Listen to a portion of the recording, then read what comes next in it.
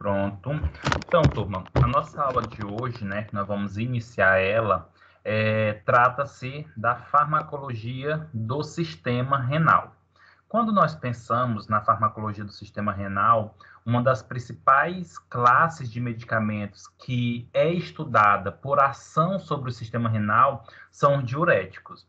E aí, quando nós pensamos em diuréticos, logo vem em mente uma das principais doenças que é utilizado os diuréticos para tratar essa doença, que é a hipertensão arterial, tá? Contudo, é importante compreender que os diuréticos eles têm outras aplicações que não somente seja para tratar a hipertensão arterial. E também é importante compreender que não necessariamente todo mundo que tem hipertensão arterial necessite utilizar um diurético, tá? Isso pode ser feita uma avaliação do paciente para verificar, de modo geral, se é necessário usar um diurético ou não. Contudo, é importante nós compreendermos que os diuréticos eles têm uma ampla aplicação em outras doenças, como, por exemplo, ascite, edema, também insuficiência renal cardíaca. Então, além de ser usado propriamente dito para a hipertensão arterial, tem outras aplicações. E, de modo geral, nós vamos estudar quais são os principais fármacos utilizados como diurético, os seus mecanismos de ação, o que isso pode influenciar no organismo com o uso de diuréticos. Turma, lembrando que vocês têm toda a liberdade, tá? Para fazer questionamento, pergunta, interromper a aula, caso deseje, ok?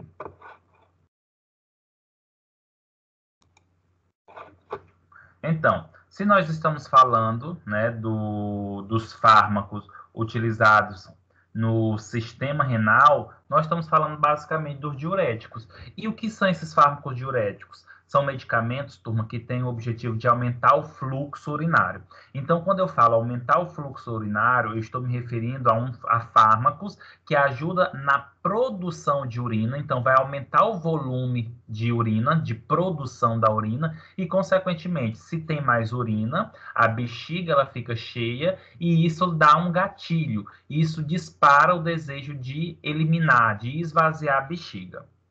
Consequentemente, um dos motivos que, aliás, o principal motivo que favorece os diuréticos aumentarem a produção de urina é porque eles influenciam, gente, na reabsorção de alguns elementos, de alguns íons, como, por exemplo, o sódio e o cloreto.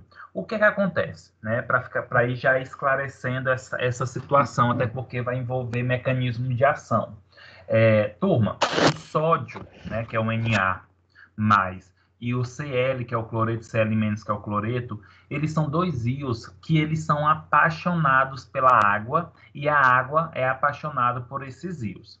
Consequentemente, o que acontece? Aonde o cloreto vai, a água vai atrás e vice-versa. Aonde o sódio vai, a água também vai atrás. O que acontece? Os diuréticos, eles acabam, gente, prendendo, né? Prendendo de modo geral o sódio e o cloreto na bexiga, nos túbulos renais, e isso facilita a prisão, a retenção de água nos túbulos renais. Retendo a água nesses túbulos renais, aumenta o volume assim de urina. Recapitulando essa parte aqui, o sódio e o cloreto, eles são dois íons importantes na mobilização da água. Então, por exemplo, o sódio está lá nos rins, e o sódio volta para a corrente sanguínea, a água também vai voltar. Só que quando se utiliza, turma, por exemplo, um diurético, o que esse diurético vai fazer, de modo geral? Ele vai prender o sódio ou o cloreto, ou os dois, dentro dos túbulos renais, e uma vez que fica preso, a água também fica preso com sódio e com cloreto. E isso acaba facilitando o processo de produção da urina, ou seja, isso vai eliminando líquido na bexiga, tá? Para ser produzida a urina.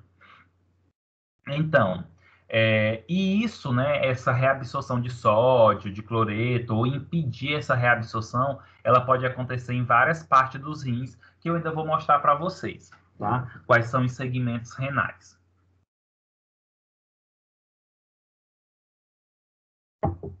E aí, turma, os íons sódio e outros como cloreto, entra na urina, aumentando a concentração, tá? Quando vocês encontrarem, por exemplo, colchete, né, dentro da farmacologia, isso daqui está associado à concentração. Então, olha só, o sódio e o cloreto, eles entram na urina, aumentando a concentração deles, juntamente com a água, que é carregada passivamente para manter o equilíbrio osmótico. Ou seja, turma, quando o sódio e o cloreto vão para dentro dos túbulos renais, a água também tem que ir para diluir esse sódio, para diluir esse cloreto, para deixar uma homeostase adequada. E aí o que acontece? Quando tu utiliza o diurético, esse diurético ele prende esse sódio, esse cloreto ali nos túbulos renais, e isso acaba facilitando o processo de produção de urina, tá? E aí nós temos algumas aplicações clínicas dos diuréticos, tá?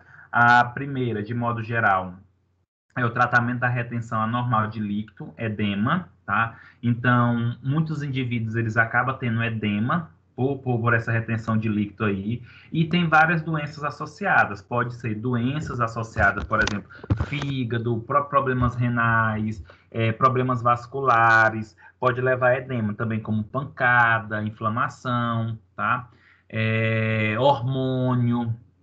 Então, os diuréticos podem ser utilizados aí para diminuir os edemas, né? Isso é muito comum e observado, por exemplo, em mulheres, né? Mulheres têm essa tendência de ter essa retenção de líquido e ter esses edemas, os pés ficam inchados, e aí, dependendo da situação, pode ser tratado aí com diurético. E, sem dúvida, a aplicação mais conhecida por vocês é que o diurético pode ser utilizado aí para o tratamento da hipertensão arterial. Lembrando que não necessariamente o diurético ele é o fármaco único para o tratamento da hipertensão. Não, ele é considerado um dos fármacos de primeira escolha. E aí, quando somente o diurético não resolve, aí precisa passar para outras classes de fármacos antihipertensivos. Professor. Oi, Tâmara. Boa noite. Assim, Boa noite. Quando o paciente ele está com a pressão arterial um pouco elevada, quando ele toma, por exemplo, captopril, às vezes não dá logo de imediato aquela baixada na pressão arterial, o paciente, às vezes, ele toma, a gente dá a ele, por exemplo, 2 comprimidos de furosemida, que dá um pouco acelerado, o paciente começa a eliminar a diurese em grande quantidade, em pouco tempo, a pressão arterial dele, a gente nota que vai baixando com o decorrer do tempo. Às vezes, não só a medicação que ele toma de rotina, às vezes ajuda logo no momento a diminuir a pressão arterial. Às vezes, a gente dá ao paciente, por exemplo, um diurético, como a furosemida, dado um espaço, às vezes ajuda bem mais do que apenas só o captopril quando está muito elevada. Isso. A gente faz isso antes no hospital. Tá. Deixa eu tentar, assim, dar uma recapitulada no sentido de falar vários pontos que você comentou. Primeira coisa é que, geralmente, quando o paciente ele entra em crise, Tâmara, por causa da pressão alta, ele não deve entrar em crise. Se ele entra em crise, é porque o tratamento medicamentoso dele está tendo alguma falha. Falha em que sentido? Ou a medicação não é a mais adequada para o paciente, ou ele é displicente, ele é negligente com ele mesmo, que para mim é uma das principais motivos, tá? É quando o paciente é negligente. Então, ele tem um medicamento em casa, ele tem que tomar todos os dias, uma vez, 2 vezes, dependendo do medicamento ou da própria hipertensão, o tipo. Só que ele não toma, ele só toma quando sente a dor na nuca, quando tem problema de visão turva, aí que ele percebe. Só que aí a possibilidade de ele entrar em crise é muito grande, tá? E aí, quando o paciente ele entra em crise, existem os medicamentos de emergência, né, de urgência, aqueles que são dados para tentar melhorar o mais rápido possível. E aí nós temos o captopril, que é sublingual, que ele é sublingual para crise, porque ele não deve ser administrado diariamente sublingual, ele é por via oral. E aí, além do captopril, né, sublingual, porque ele baixa a pressão também rápido, porque vai ser absorvido mais rápido debaixo da língua, pode-se dar, por exemplo, a furosemida, né, que o nome comercial, um dos mais conhecidos é o Lasix. A furosemida, Tâmara, ela é considerado o diurético mais potente que existe.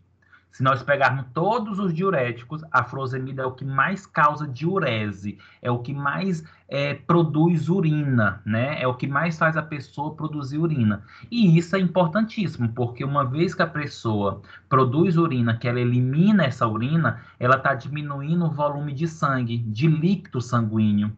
E isso diminui o débito cardíaco e, consequentemente, diminui a pressão arterial. A grande questão todo paciente, quando é hipertenso, ele precisa tomar diurético? Não. O que a gente diz é o seguinte: o paciente, quando ele é hipertenso, ele tem dois tratamentos iniciais. O primeiro é dar só diurético. Não resolve, vai para um beta-bloqueador, como, por exemplo, o propanolol, o atenolol. Não resolveu, eu junto os dois. Um diurético mais o beta-bloqueador. Não resolveu, aí eu posso deixar o diurético e botar, por exemplo, uma losartana, deixar o diurético e botar o captopril, tá? Só que assim, tudo tem que ser observado o tipo de hipertensão que o paciente tem. É estágio 1, moderado, leve, tá? E também as condições do paciente financeira para o custo. E em relação ao diurético, nós temos vários diuréticos, né, que pode ser utilizado para o tratamento da hipertensão. Um dos mais conhecidos e usado é a hidroclorotiazida, tá? Também a furosemida, só que, por exemplo, eu me preocupo um pouco mais com a furosemida. A furosemida, apesar de ser o diurético mais potente, ela não deve ser, por exemplo, indicado tanto para idosos, principalmente porque ela acaba produzindo muita urina, e aí o idoso de madrugada acaba levantando, sonolento, ele já tem dificuldade de se movimentar, ele pode cair. Então, assim, tem as suas peculiaridades, né? Mas um outro problema do diurético, né? Exemplo, a hidroclorotiazida. A hidroclorotiazida já não pode ser dada para pacientes que têm sobrepesos, que têm obesidade, que têm problema de colesterol, de triglicerídeo, tá? Mas o diurético tem sim suas aplicações, são fármacos considerados antihipertensivos, mas não necessariamente todo mundo que é hipertenso precisa usar diurético. Isso vai depender do indivíduo para indivíduo. Tranquilo, Tâmara? Ok, professor. Mas o que você comentou é o protocolo padrão de crises, né? Da furosemida. Agora, sim, geralmente eu vejo as pessoas dando furosemida intravenosa, tá? Por via oral, eu nunca presenciei em caso de urgência. Geralmente eu via captopril sublingual e furosemida intravenosa, para ir bem rápido. Ok, professor. E aí, Professor, uma outra pergunta por exemplo, quando o paciente ele está vamos dizer assim, a gente está falando já nas questões de pressão alta. sim. Tudo bem. Aí, quando for ao contrário, às vezes a gente administra soro de forma rápida para aumentar a pressão. Por exemplo, o paciente tem a pressão normal, está em um pico de pressão baixa. É correto administrar até quantas miligramas de losartana no paciente? Também eu fiquei um pouco perdido na tua pergunta. O paciente ele tem pressão baixa e aí Não, por exemplo, o paciente ele tem a pressão normal, vamos dizer que é uma pressão normal. Certo. Onde eu trabalho, geralmente, quando ele está que eu trabalho em home care também, quando ele está com pico de pressão baixa, o médico sempre manda a gente administrar um soro livre, por exemplo, correndo rápido. Certo. Aí ele liga de novo. Ah, resolveu? Não, o paciente ainda continua com a pressão baixa. Aí ele orienta a dar algumas miligramas de losartana, por exemplo, dá meia banda, dá um comprimido inteiro. Só que, às vezes, como é plantões, às vezes os médicos eles dão informações diferentes. Assim, o correto seria quantos miligramas o paciente deve ingerir de losartana quando ele está com a pressão baixa? E Tâmara, na verdade, se a pessoa está com pressão baixa, ele não pode tomar losartana. Perdão, professor, quando ela está com a pressão alta, perdão. O soro é na questão que ele está com a pressão baixa, e a losartana é quando ele está com a pressão elevada, perdão. Entendi, entendi. Tá, vamos lá. A pressão baixa, na verdade, Tâmara, eu vou falar um pouco mais sobre isso. Uma vez eu conversando com um cardiologista, ele comentou, né, e realmente tem algumas explicações, não existe, a pessoa não é hipotensa, não existe a hipotensão como doença. Então, por exemplo, a minha pressão ela é 10/8. Ah, mas a pressão é baixa. Não. A minha pressão 10/8 é a normal para mim. E aí, quando ela vai para 9, é que eu me sinto mal. Então, aí eu tive uma queda da pressão. Agora, eu não tenho hipotensão, eu não vivo com hipotensão, porque se eu vivesse com hipotensão, eu não conseguiria fazer nada, eu ia morrer. Não tem como a pessoa sobreviver tendo hipotensão. A gente tem crises de queda da pressão. E aí, quando a pessoa tem essa queda da pressão, que a gente chama de hipotensão, aí dá o soro fisiológico, né? Rápido. Por quê? Porque o soro, gente, é o cloreto de sódio. E o sódio eleva a pressão, né? Assim como o cloreto. Quando tu dá em infusão, né? Ou quando você dá rápido, isso faz com que eleve um pouco mais rápido a pressão. Perfeito. Agora vamos lá, em relação à losartana, né? A pessoa quando ela está com crise de hipertensão, é isso, Tâmara? Ela chegou com crise? Isso, isso. Ela chega com crise no hospital e vai tomar losartana, né? É isso mesmo? Isso, isso. Aí você está me perguntando quantas miligramas. Certo. Tá, porque assim, tudo vai depender, na verdade, por exemplo, essa questão de miligrama, de dosagem, não existe um padrão, porque tudo vai depender, por exemplo, do paciente. Um exemplo, um paciente que chega com 14, né, de pressão e um paciente que chega, por exemplo, com 19, né? Existe diferença? Existe diferença. Então, por exemplo, uma pessoa que chegaria com 14, eu daria 25 miligramas. Agora, um paciente que chega, por exemplo, com 18, eu iria ir de 50 para 100 miligramas. Isso você está falando por comprimido ou injetável?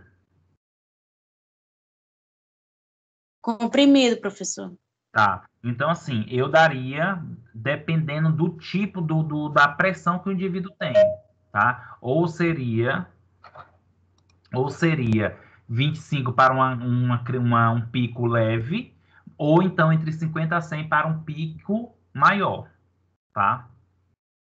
Eu não tenho um padrão, não existe um padrão. Eu preciso saber realmente o que está acontecendo com o paciente. Porque tu imagine só, um paciente que está tendo crise hipertensiva com 14. Se tu der 100 miligramas, ele vai sair do quadro de hipertensão para um quadro de hipotensão.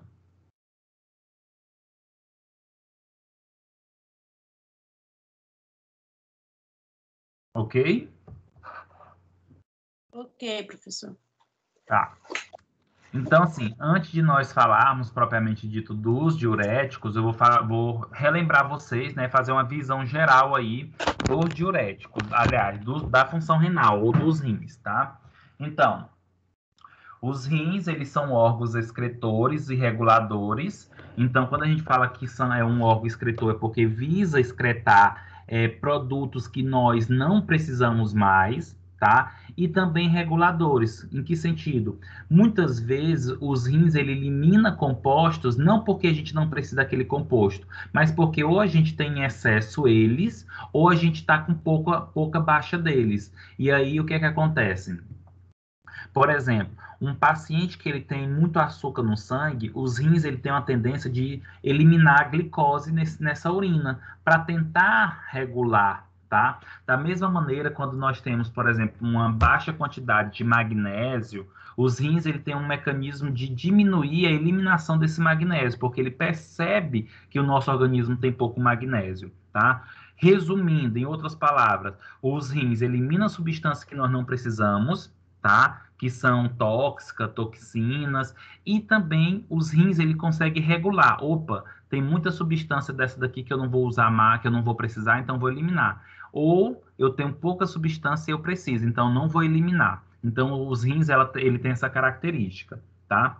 E além disso, os rins ele consegue eliminar, gente, do corpo o excesso de água e produtos dispensáveis. Quando a gente fala produtos dispensáveis, é aqueles que literalmente não vai fazer falta ao nosso organismo, tá? E Toda essa característica renal de excretar, de regular, acaba fazendo com que o nosso corpo ele tenha uma composição, né, os líquidos corporais, os fluidos corporais, eles acabam tendo uma composição de acordo com a função renal, tá? E o volume está associado a isso. É tanto, gente, por exemplo, uma pessoa que ela está com insuficiência renal crônica, que precisa fazer hemodiálise.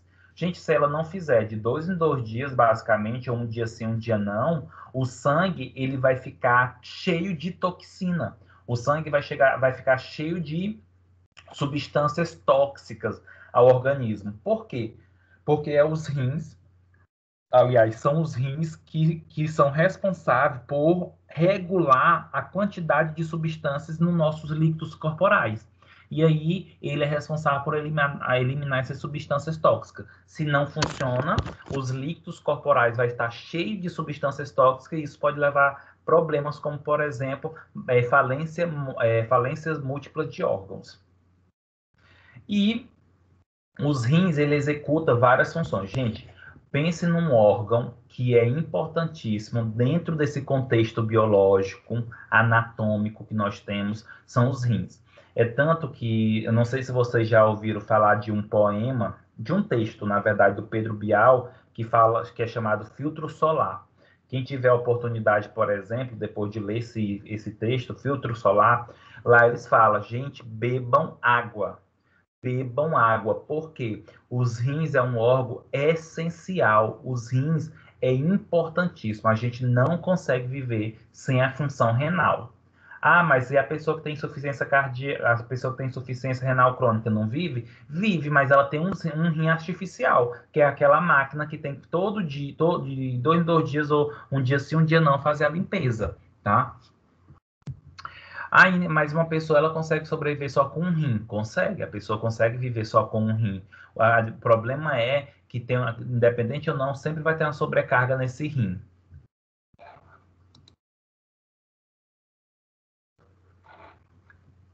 E aí, quais seriam essas funções, né, dos rins? Gente, os rins, eu já até falei algumas, tá? Os rins, ele regula a osmolaridade e o volume dos fluidos corporais, que eu expliquei ainda agora. Regula o balanço eletrolítico, que seria isso? Os rins, ele tem a capacidade de favorecer a eliminação de íons, a retenção de íons ou não, tá? Os rins também favorecem uma regulação ácido-básico. O que seria essa regulação ácido básico? Os rins ele tem a capacidade, gente, de favorecer a eliminação de substâncias que deixam o sangue muito ácido, que deixam o sangue muito básico, até porque isso influencia muito no nosso metabolismo. O sangue ele tem um pH aí, turma, entre 7,3 e 7,4. Se esse pH sobe demais, ou se esse pH baixa demais, isso leva a um problema sistêmico, deixa de ter uma respiração celular adequada, transporte de oxigênio, leva a vários problemas, tá? Os rins, ele elimina substâncias que é produzida pelo nosso metabolismo, como também elimina substâncias que a gente ingere, que nós não precisamos, que são metabolizadas e aí precisam ser eliminadas, tá? E os rins, gente, ele tem uma função importantíssima, por exemplo, na produção e secreção de hormônios, tá? Produção e secreção de hormônios. Não sei se vocês já ouviram falar de um hormônio chamado eritropoetina, tá? Eritropoetina. Esse hormônio, eritropoetina, ele é responsável pela maturação das células sanguíneas no tecido ósseo, tá? E na medula óssea, tá? E assim, uma pessoa que não tem a função renal preservada, não tem função dos rins, precisa fazer a reposição hormonal dessa eritropoetina para ter a maturação dessas células vermelhas.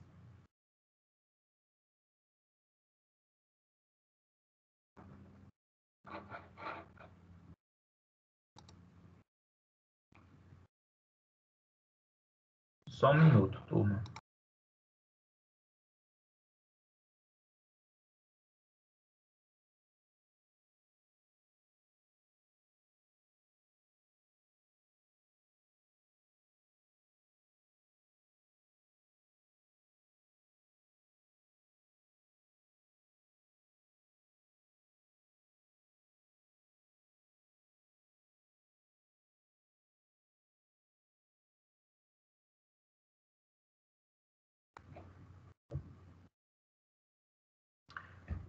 E aí, turma, já que nós estamos falando, né, de modo geral, dos rins, vamos entender anatomicamente, fisiologicamente, o que é os rins, né? Primeira coisa, gente, a unidade funcional dos rins é chamado néfron, tá?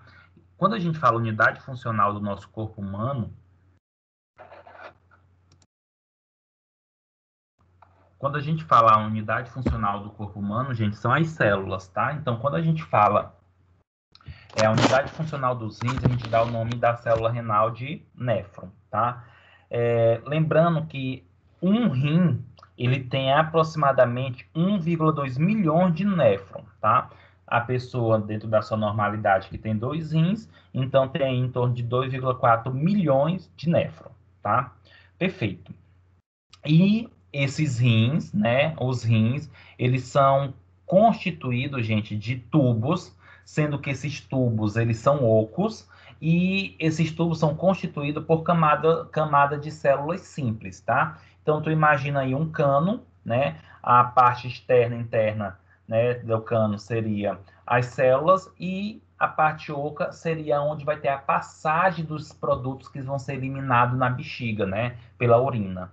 E assim, o sistema renal, ele é constituído do glomérulo, tá? Que eu vou mostrar a imagem para vocês. Também é constituído do túbulo proximal.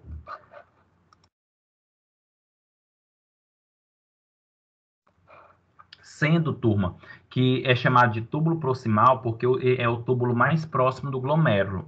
Além disso, também é constituído por outros túbulos, que são segmentos contorcidos, também reto, que é a alça de Henle, túbulo contorcido distal e o ducto coletor. Em outras palavras, um rim tem um néfron, tem um glomérulo, tem um túbulo proximal, que pode ser também chamado de túbulo contorcido proximal, tem a alça de Henle, tem o túbulo coletor, o ducto coletor e o túbulo, o tubo contorcido distal. Sendo que, turma, do túbulo proximal ao ducto coletor, eles são ocos, tá? Por quê? As células, elas conseguem filtrar, as células, elas pegam e colocam os produtos nesse túbulo, nessa parte interna, para ser eliminado pela bexiga, tá?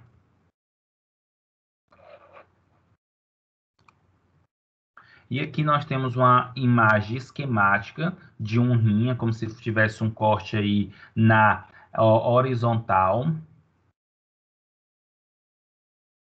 E aí, turma, olha só, o glomérulo, tá? O glomérulo, gente, ele é um conjunto, né, um emaranhado de arteríolas, né, um emaranhado de capilar, que o sangue chega nesse glomérulo e aí as substâncias que estão no sangue começam a ser filtradas e vai para dentro dos túbulos renais, sendo que a primeira porção do túbulo renal é a cápsula glomerular, que também pode ser chamado de cápsula de Bowman, tá? Cápsula glomerular porque ela é um túbulo que é uma cápsula que reveste o glomérulo. Aí as substâncias, o sangue chega, tá? Nesse glomérulo, e aí as substâncias que são dispensáveis, os produtos que nós não desejamos mais, começa a passar para o glomérulo. Desculpa, começa a passar para a cápsula. E aí, consequentemente, essa substância ela começa a percorrer o restante do sistema renal. Que aí, logo após o glomérulo, nós temos o túbulo contorcido proximal, chamado assim porque ele é contorcido, e proximal porque é o mais próximo do glomérulo.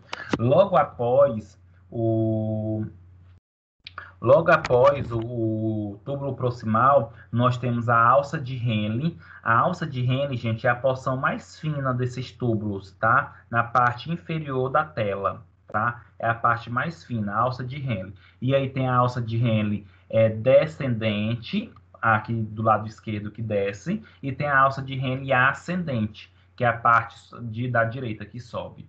Logo após a alça de Henle, nós temos o túbulo contorcido distal, que é o que está mais distante do glomérulo, e logo após o túbulo distal, nós temos aí o ducto coletor ou túbulo coletor. Lembrando que as substâncias, uma vez que é filtrada ou secretada para dentro dos túbulos, essas substâncias vão percorrer todo esse túbulo até chegar no ducto coletor, que vai ligar a bexiga, onde vai despejar a urina para depois ser eliminada pelo canal uretal.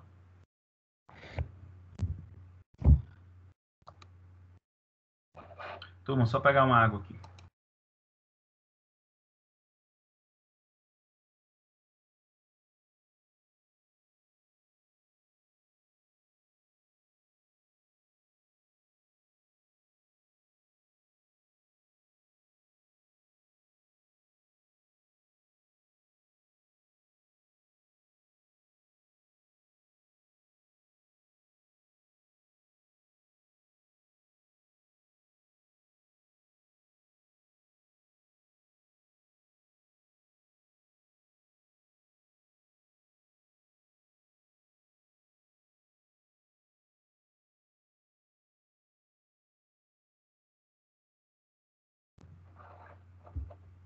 E aí, turma, ainda nessa função, ainda nessa característica de falar sobre os rins, olha só, regulação normal dos líquidos e eletrólito pelos rins. Em outras palavras, o que eu estou querendo dizer aqui? Como é que os rins ele elimina as substâncias? Como é que os rins ele regula as substâncias no nosso sangue?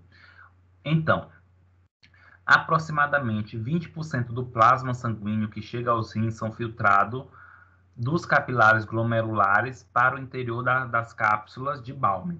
É importante nós compreendermos o seguinte, turma, o sangue ele chega constantemente nos rins, o sangue ele é constantemente filtrado, o sangue ele precisa percorrer para chegar aos rins para ser limpo, até porque apenas 20% do sangue que chega nos rins vai ser filtrado. Então, ele precisa estar o tempo todo retornando para ser filtrado cada vez mais, tá?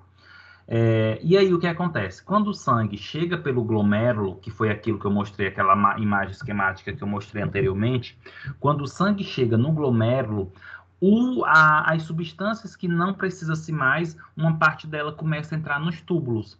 A porta de entrada é a cápsula glomerular, tá? Cápsula de Bowman.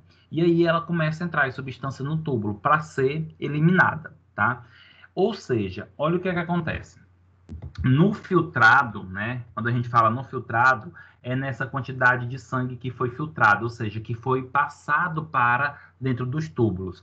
Tem nessa solução, nesse filtrado, glicose, bicarbonato de sódio, aminoácidos e outros solutos orgânicos, como, por exemplo, sódio, potássio, cloreto. Então, tudo isso, turma, estava no sangue e uma parte foi colocada no túbulo, porque iniciou o processo de filtração, tá? Isso é importante? Porque quando vai glicose para esse filtrado, um dos motivos é porque deve ter excesso de glicose. Quando vai, por exemplo, sódio, potássio, cloreto, isso é importante porque possivelmente está em excesso. E aquilo que passa, que não está em excesso, ele pode sair de dentro do túbulo e voltar de novo para a corrente sanguínea. Isso é o que nós chamamos de reabsorção, que eu vou ainda falar para vocês mais na frente. E aí, tudo isso que eu estou falando para vocês só acontece, turma, com um fundamento. Tudo isso aqui só vai acontecer para um motivo: produzir a urina. E para produzir a urina, é necessário que possa acontecer três aspectos, três situações. Os rins, ele precisa ter o processo de filtração glomerular, de secreção tubular e de reabsorção tubular.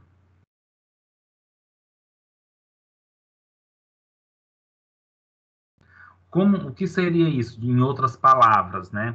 Gente, o sangue ele pode ser filtrado, as substâncias que estão no sangue elas podem ser secretadas, que já que eu vou mostrar a diferença, eu vou falar a diferença, como também as substâncias que já estão dentro dos rins, dentro dos túbulos, que deveria ser eliminada, elas podem acabar por alguns fatores, voltando para a corrente sanguínea, que é o que nós chamamos de reabsorção.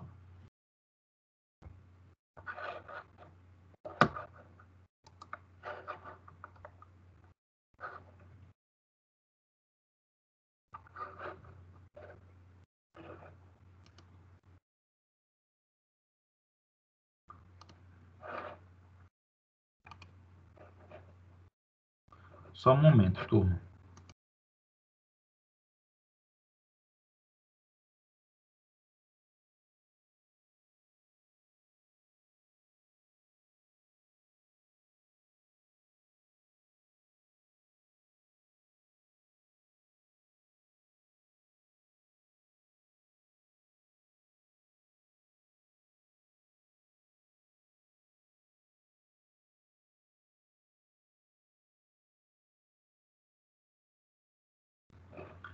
Turma, e aí...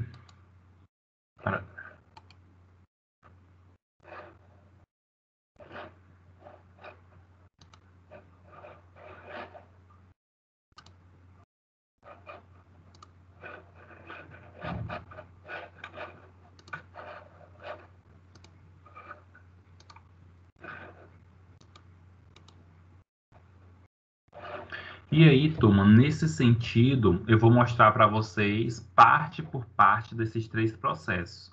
A primeira é a filtração glomerular, a segunda pode ser a reabsorção e a secreção. Primeira coisa que nós temos que entender, o que eu estou falando aqui desses três processos? Filtração glomerular, reabsorção tubular e secreção tubular, que está no próximo slide. Eu estou falando, turma, aqui dos processos que envolvem a formação de urina, de limpeza do sangue. Então, quando eu falo filtração glomerular, é a capacidade da substância sair do glomérulo e entrar nos túbulos renais, tá? Eu vou voltar aquela imagem para ficar um pouquinho mais claro. Ó, aqui nós temos o glomérulo, tá? Olha o nome aí, glomérulo. E aí o que acontece? Aí por essa arteríola aferente, o sangue chega no glomérulo e aí esse sangue ele vai ser filtrado, ou seja, as substâncias presentes aqui no sangue que estão no glomérulo, aquilo que não se quer mais, aquilo que o corpo já não precisa mais ou está em excesso, vai entrar dentro da cápsula glomerular, tá? A cápsula de Balmer. E aí essas substâncias vão começar a percorrer por todas as extensões dos túbulos, tá? E ela pode ser reabsorvida e voltar para a corrente sanguínea ou não. Se ela não é reabsorvida, ela acaba indo para o ducto coletor e vai lá para a bexiga. Vai lá formar a urina.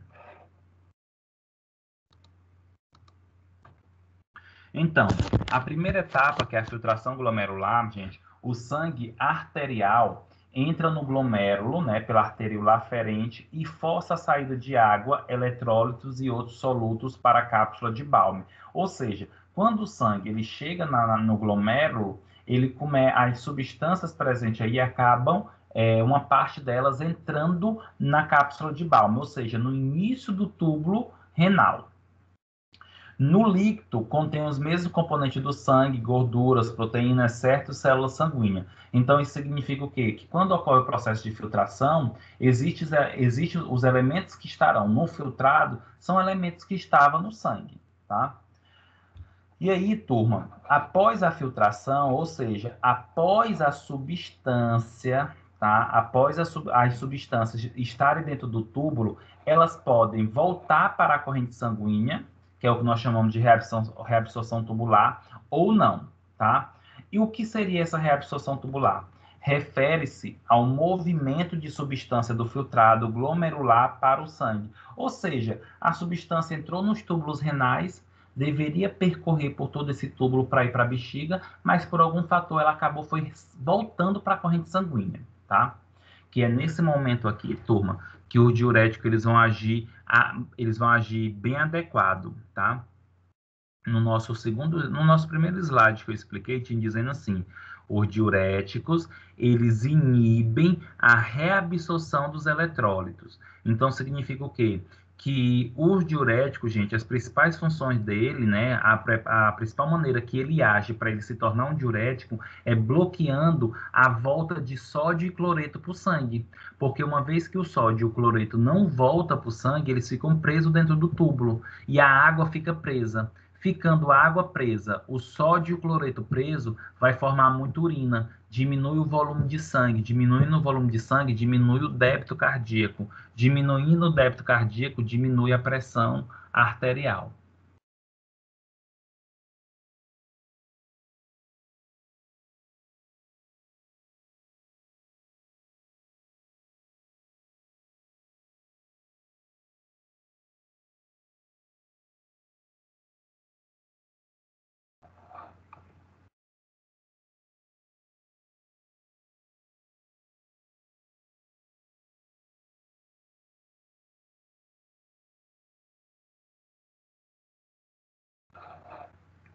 E aí, turma, em relação, né, à reabsorção tubular, olha só, algumas substâncias, tais como glicose, aminoácido, água, sódio, potássios, eles podem ser reabsorvidos, né? Ou seja, eles podem sair do sangue para dentro dos túbulos renais, como eles podem também sair dos túbulos renais e voltar para o sangue, tá?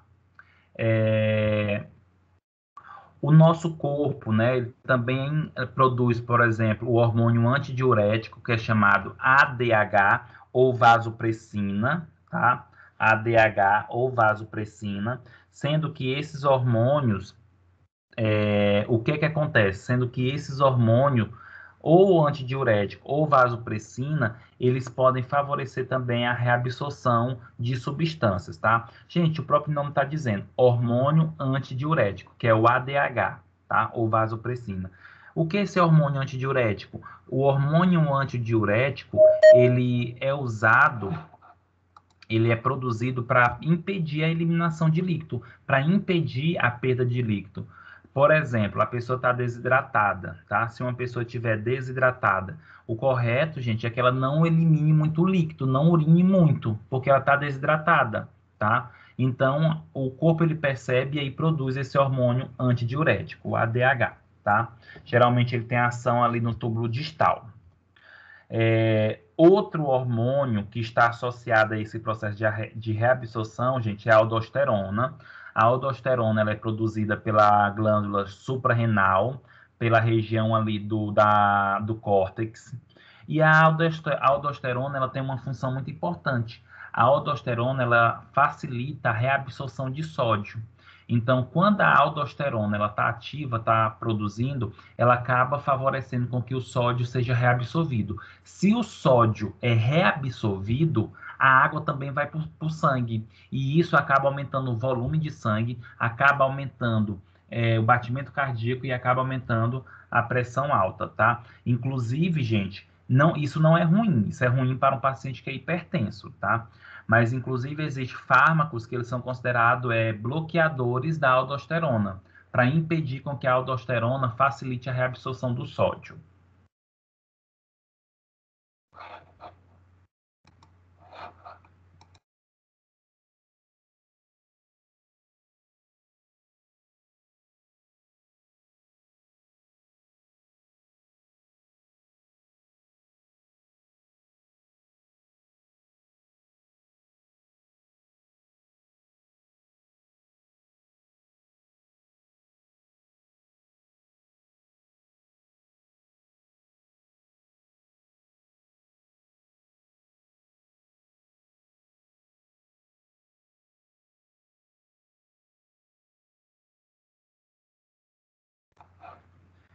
E aí, turma, o terceiro processo, né, que não necessariamente precisa ser nessa sequência, que envolve a formação da urina, é a secreção tubular, tá? O que seria aí essa secreção tubular? O próprio nome está dizendo secreção. Gente, quando fala secreção, é empurrar a substância, é colocar a substância à força num local. Então, quando eu falo secreção tubular, significa que algumas substâncias, elas não conseguem ser filtradas pelos glomérulos, para entrar dentro dos túbulos, mas por transporte ativo, elas são colocadas, elas são empurradas nos túbulos renais, tá? E então, a definição de secreção tubular é o quê? Indica o movimento de substâncias dos capilares peritubulares para o filtrado glomerular, tá? Então, vou voltar a imagem de novo dos rins, só para vocês compreenderem um pouco melhor. Então, vamos lá, olha só. Foca aqui no glomérulo. Nós temos aqui o glomérulo, tá? Esse glomérulo, gente, vai chegar ao sangue, pela arteríola aferente. Uma parte das substâncias que chegam ao sangue, elas vão ser filtradas e vão ser colocadas, né, aí nos túbulos. Mas uma parte dessa substância que não foi filtrada no glomérulo acaba saindo do glomérulo e vai para esses capilares peritubulares, que tem até a setinha mostrando aí, capilares peritubulares. Após essas substâncias ir para esses capilares peritubulares, esses capilares eles acabam empurrando obrigando algumas substâncias a entrarem dentro dos túbulos, que no caso é por transporte ativo. E que substâncias pode acontecer o processo de secreção tubular? Olha só, nos túbulos proximal, o ácido úrico, a creatinina, a amônia e o hidrogênio pode ser secretado para dentro do tubo proximal. Então, por exemplo, turma, no sangue do indivíduo tem ácido úrico, creatinina, amônia e o hidrogênio. Essas substâncias não conseguiram ser filtradas, mas elas precisam entrar dentro do túbulo. O que vai acontecer? Essas substâncias vão para os capilares peritubulares. Quando fala peritubulares, é porque está na periferia, está ao redor dos túbulos renais. E aí essas substâncias acabam sendo secretadas por transporte ativo. Os capilares peritubulares, que ficam em torno dos túbulos distais, vão secretar dentro dos túbulos distais o íon potássio, o íon hidrogênio e a amônia. Ou seja, turma, independente de ser por filtração ou por secreção, as substâncias elas vão acabar indo para dentro dos túbulos para serem eliminadas, a não ser que elas acabam sendo reabsorvidas.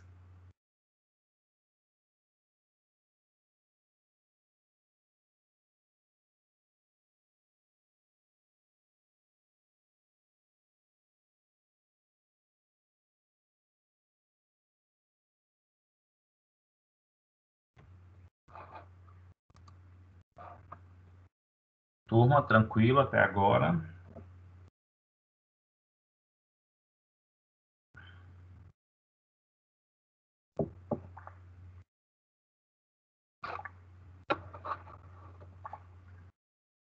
E aí, turma, eu trago para vocês aqui um esquema, né? Só para mostrar alguns locais que pode acontecer o processo de secreção das substâncias dentro dos túbulos e também a reabsorção dessas substâncias. Primeira coisa que nós temos que entender é que nós estamos falando do sistema renal e os rins é dividido em porções, tá? Então, nós temos aqui o quê?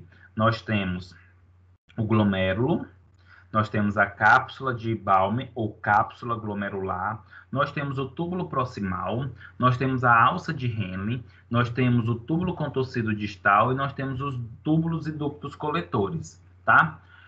Olha só, no túbulo proximal vai ser secretado substâncias, como, por exemplo, sódio, potássio e água.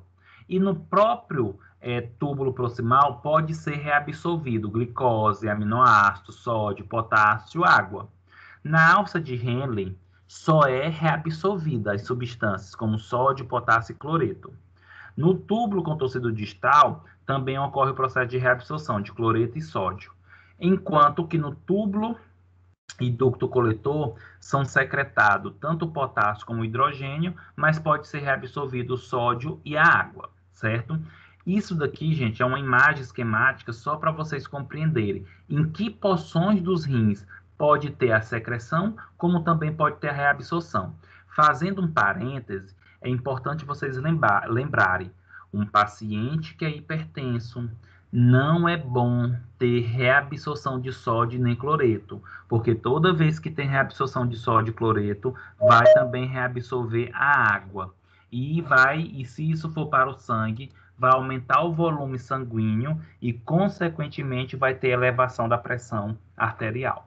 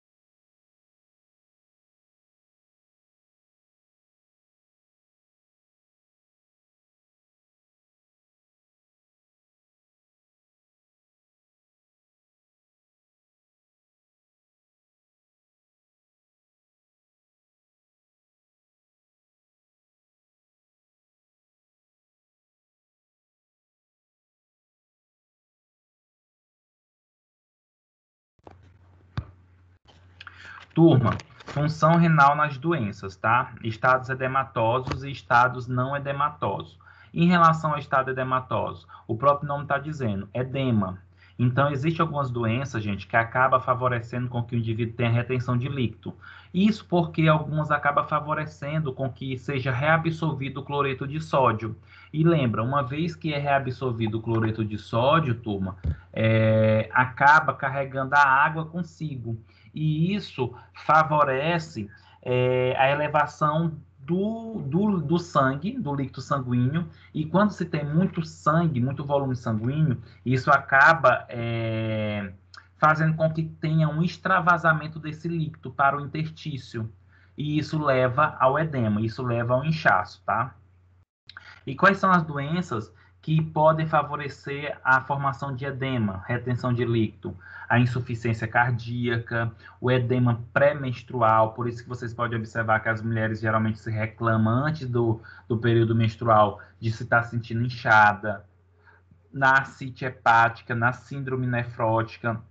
Então, todas essas condições aqui, turma, acabam aumentando a probabilidade de você ter edema, tá? Então, assim, tira aquilo da cabeça de achar que diurético é só medicamento para tratar hipertensão arterial. Não, o diurético também pode ser usado para tratar doenças que estão associadas à retenção de líquido. Mas, sem dúvida, turma, sem dúvida, tá?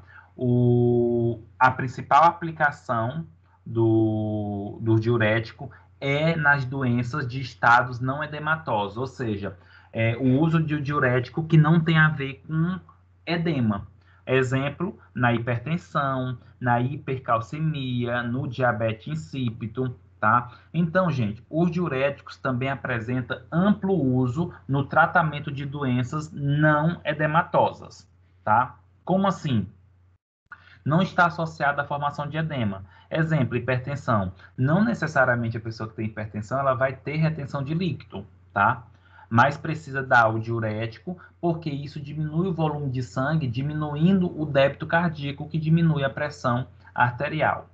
Hipercalcemia.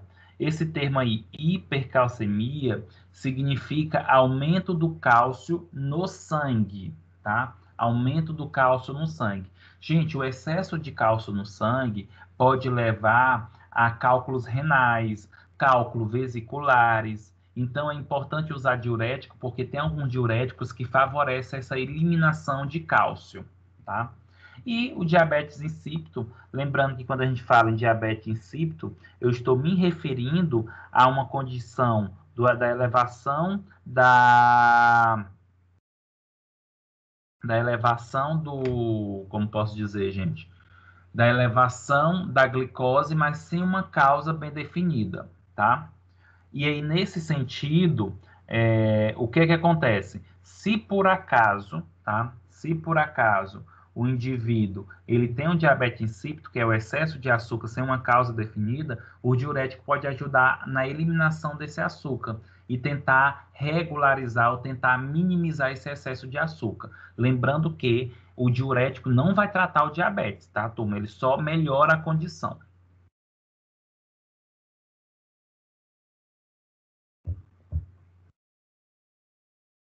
Alguma dúvida, alguma pergunta?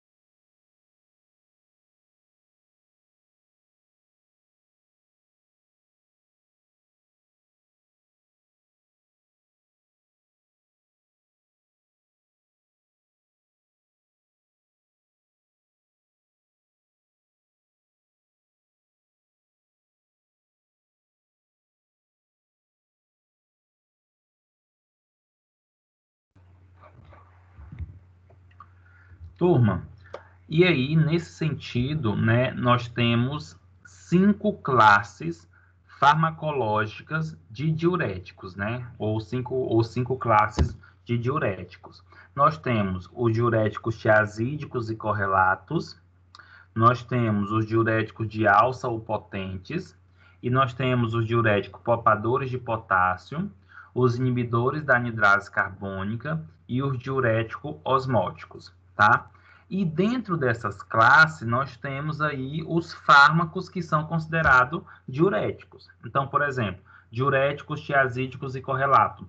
Nós temos a clorotiazida, clotalidona, hidroclorotiazida, indapamida e metolazona. Sendo que dos diuréticos tiazídicos, os mais usados aqui é a hidroclorotiazida e a clorotiazida, tá? Diuréticos de alça ou potente, ácido etaclínico, bumetanida, furosemida e tosemida, sendo que a furosemida é o mais utilizado. Diurético poupadores de potássio, amilorida, emplerenona, espirulactona e triantereno, sendo que a espirulactona é o bastante utilizado, é o mais utilizado. Inibidores da anidrase carbônica, né, que é a acetosalamida, e os diuréticos osmóticos, que é o manitol e ureia. Turma, pelo próprio nome da classe, nós temos uma importância muito grande de tentar compreender qual a função delas. Olha só, diuréticos de alça ou potente. Então, quando eu falo diurético de alça ou potente, eu estou dizendo que é o mais potente de todos os diuréticos, e eles agem, por exemplo, gente, na alça de Henle, tá? Diurético poupadores de potássio. Então, isso já nos diz o quê? Que são fármacos que vão impedir a perda do potássio. Então, é excelente para quem pratica esporte, para quem tem muita cãibra, tá? E precisa utilizar um diurético. Inibidores da anidrase carbônica, inibe uma enzima, tá? Chamada anidrase carbônica.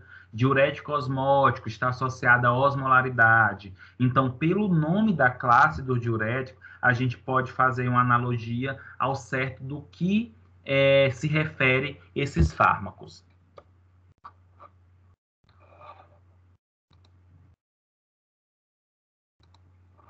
Turma, alguma dúvida, alguma pergunta?